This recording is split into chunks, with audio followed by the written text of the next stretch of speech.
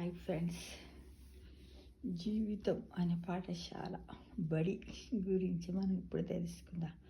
మామూలుగా అయితే మనం ఏం చేస్తాం, చిన్నపిల్లల్ని మనము 5 సంవత్సరాలు అంటే 5 years ప్లస్ తర్వాతనే పాఠశాలలో చేరుస్తాం కదా. అయితే 50 ఏళ్ళ తర్వాత కూడా మనము కూడా 5-6 ఏళ్ళ పిల్లల కిందకే లెక్క అన్నమాట. అవును. అయితే ఇప్పుడు మనం ఏం పెట్టుకుందాం, మన తరగతి పేరు 60 ఏళ్ళు అని పెట్టుకుందాం. కొద్దిమంది 60 ఏళ్ళకు కూడా పోతారు కదా, ప్లే స్కూల్ కాకుండా 1వ తరగతి అనుకుందాం. అప్పుడు క్లాస్ టీచర్ వచ్చిందట, వచ్చి హాజరు అటెండెన్స్ తీసుకుంటారు కదా. టీచర్ రాగానే ఏం చేస్తుంది, స్టాండ్ అంటే స్టాండ్ సిట్ అని పిల్లల యొక్క కాన్సన్ట్రేషన్ తన వైపు రావాలని ఆ విధంగానే స్టాండ్ సిట్ అని చేయించి తర్వాత గుడ్ మార్నింగ్ చెప్తుంది. హౌ ఆర్ యూ స్టూడెంట్స్ అని ఎలా అడుగుతారు. ఇప్పుడు కూడా ఇక్కడ 60 ఏళ్ళు పైబడిన వాళ్ళందరూ ఒక బడి అనమాట. ఈ బడి ఎక్కడుంది అసలు యాక్చువల్గా చెప్పాలంటే, ఇప్పుడు మనందరికీ ఏంటంటే రెస్ట్ హోములలో, హోల్డ్ హోములలో ఉంది ఈ స్కూల్. అయితే అక్కడ కూడా మంది ఎక్కువైనప్పుడు ఇక రాబోయే కాలం లోపల ఎక్కువ ఓల్డ్ హోమ్స్ అయిపోయి వాడోటి ఇడోటి పెట్టే బదులు దాంట్లో కూడా వాళ్ళు కూడా కేటగిరీస్ చేస్తారు కావచ్చు. 50 ఏళ్ళ పైబడిన వాళ్ళందరినీ ఒక క్లాసు, 60 ఏళ్ళ వాళ్ళని ఒకలాగా, 70 years 80 years ఇట్లా 100 years వరకు ఉన్న వాళ్ళందరినీ డిఫరెంట్ క్లాసుగా చేసి 1వ తరగతి 2వ తరగతి 3వ తరగతి ఎట్లా పెడతారో అట్లానే 50వ తరగతి 60వ తరగతి 70వ తరగతి 80వ తరగతి అని పెడతారు కాబోలు.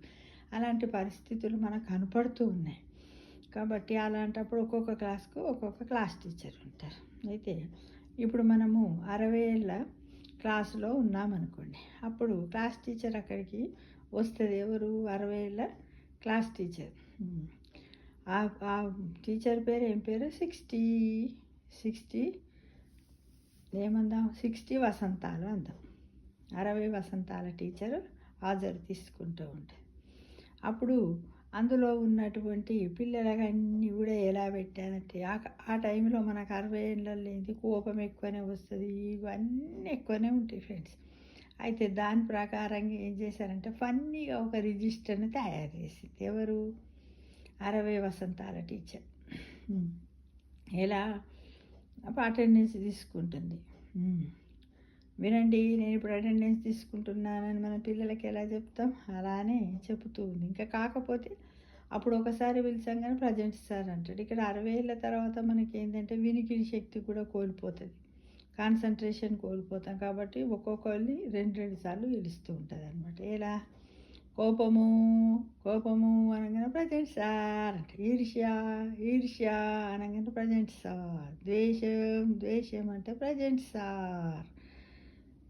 సార్ అని అంటే, అసూయ ప్రజెంట్ సార్, ఆందోళన ప్రజెంట్ సార్, విసుగు ప్రజెంట్ సార్, కోరికలు ప్రజెంట్ సార్, చికాకు present sir, office tension present sir, future tension present sir, బాధలు ప్రజెంట్ సార్, సమస్యలు ప్రజెంట్ సార్, అత్యాశ ప్రజెంట్ సార్, అహంకారము present sir, of knowledge present sir, సంతోషము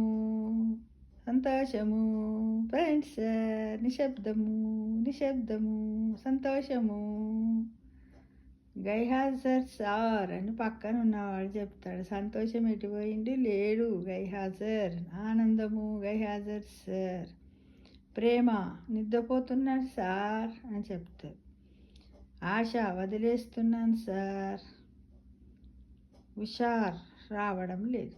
అంటే ఈ విధంగా ఈ స్కూల్లో జాయిన్ అయినటువంటి విద్యార్థులందరికీ ఈ విధంగా ఒకటొకటి పోతూ ఉంటుంది. ఎలా అంటే హుషార్ రావడం లేదు సార్, ఉత్సాహము రావడం లేదు సార్, ఓర్పు పోయింది సార్, నిజాయితీ లాస్ట్ సార్, కృతజ్ఞత ఎక్కడ లేదు సార్, నమ్మకము పోయింది సార్, విధేయత పోయింది సార్, సానుకూలమైనవి ఎందుకు లేవు అని అడిగితే దానికి సమాధానం ఇదిగో క్లాస్ టీచర్ ఇలా చెప్తుంది. ఎందుకంటే జీవితం యొక్క అసలు ఉద్దేశం ఏమిటో చాలామందికి ఉండదు. ఎప్పుడైతే అది మనం నిర్ణయించుకొని ఒక టైం టేబుల్ చేసుకుంటామో అప్పుడు మనం చేసే జీవనయానంలో ప్రయాణించేటప్పుడు ఆ మార్గంలో ఉన్న ముళ్ళన్నీ గులాబీ రేకులు గులాబీ పువ్వుల్లాగా మనకు వికసిస్తూ చామంతి పువ్వుల్లాగా మల్లె పువ్వుల్లాగా పరిమళిస్తూ మన జీవితాన్ని ఆనందమయం చేస్తుంది. అంటే ఇలాంటి బడి మనకు అవసరమా కాదా చెప్పండి. కాదు అనుకుంటే కామెంట్ బాక్స్లో పెట్టండి. మనకేంటంటే నిజానికి మనం అంతా ఉన్నప్పుడు ఎన్నో ఉంటాయి మనకు, చాలా ఏంటేంటి ఈగో కూడా ఉంటుంది. ఇవన్నీ ఇన్ని పేర్లతో ఉన్న మనము తర్వాత ఇన్నిటిని మనకు ఇంతమంది గైహాజరంటే మన జీవితంలో ఇవి లేవు అని చెప్పడం అన్నమాట. చూడండి, ఇది ఫన్నీగా ఉంటుంది. ఎక్కడో ఒక దగ్గర చదివాను, దాంట్లో నేను కొంచెం నాయి కూర్చి మీ ముందు ఉంచాను. కాబట్టి మనం అందరం ఏంది ఒక అద్భుతమైనటువంటి జీవితాన్ని గడపాలంటే మనం ఏం చేయాలి? టేక్ ఇట్ ఈజీగా ఉండాలి. మనం ఈజీగా ప్రతి విషయాన్ని కూడా పాజిటివ్ థింక్ చేయాలి, నెగిటివ్ థింక్ చేయొద్దు. ఇంకేం అనుభవిస్తామే, మంచిగానే అనుభవించాంలే, మేము మా జీవితంలో అన్నీ రేగు ముళ్ళని చూసాము, గులాబీ ముళ్ళని చూసాము, పల్లేరు కాయలను చూసాము, ఇవన్నిటిని దాడుకొని వచ్చినాము. రాళ్ళు రప్పలు పలుగు రాళ్ళు, రకరకాల రాళ్ళు, నల్ల రాళ్ళు, పలుగు రాళ్ళు, మరం రాళ్ళు, ఇసుక, ఇవన్నీ చేసుకొని వచ్చి ఇప్పుడు ఒక సముద్రం దగ్గర అన్నట్టు కూలబడిపోయినామయ్యా అన్ని రాళ్ళ కుప్పల మీద అన్నట్టుగా మా జీవితం ఉంటుంది అని నవ్వుతూ ఫన్నీగా చెప్పడం వల్ల మన జీవిత ప్రయాణము సుఖంతము ఆనందమయంగా జరిగి నలుగురికి ఇన్స్పిరేషన్గా ఉంటుంది ఫ్రెండ్స్. కానీ ఇలానే గడుపుతూ ఉండాలి. మన బడి పేరు ఏంటిది? మన బడి పేరు జీవితం. మన బడి పేరు ఏంటి ఒకసారి చెప్పండి. మన పాఠశాల పేరు జీవితం. మన తరగతి ఏంటిది? 60వ తరగతి కదా. 60వ తరగతిలో ప్రతి మనుషులు కూడా మెంటల్గా మనం పాజిటివ్ థింక్గా ఫిట్గా ఉన్నామని మన మనస్సులో 1కి 2 సార్లు అనుకోవడం. ఒక టైం టేబుల్ ఖచ్చితంగా అవసరం. ఆ టైంలో మనకు అవసరం లేదు, కానీ ఈ 60వ తరగతిలో మాత్రం మన టైం టేబుల్ అవసరం. ఉదయం లేవగానే మనం కాలకృత్యాలు తీసుకోవడం, ఎక్సర్సైజ్, యోగా, ధ్యానం, తర్వాత మందులు వేసుకోవడం, వాకింగ్ చేయడం, మార్నింగ్ వాక్ పోవడం, ఆ వాకింగ్లో ఎవరైనా నలుగురు కలిస్తే వాళ్ళతో మాట్లాడడం చేయడం. కొద్దిమందికి ఎవరికన్నా బాధలో ఉన్న వారికి బాధకు ఓదార్పునివ్వడం, కొన్ని అనుభవాలని చెప్పడం, ఇది ఇట్లుంటే అట్లయితే అది ఉంటే ఏం చేస్తామని అన్నీ చెప్పడం, మనోధైర్యాన్ని ఇవ్వడం, మళ్ళీ ఇంటికి రావడం, మళ్ళీ ఎప్పట్ల బ్రేక్ఫాస్ట్ చేయడం, మళ్ళీ స్నానం చేయడం, పూజ చేయడం.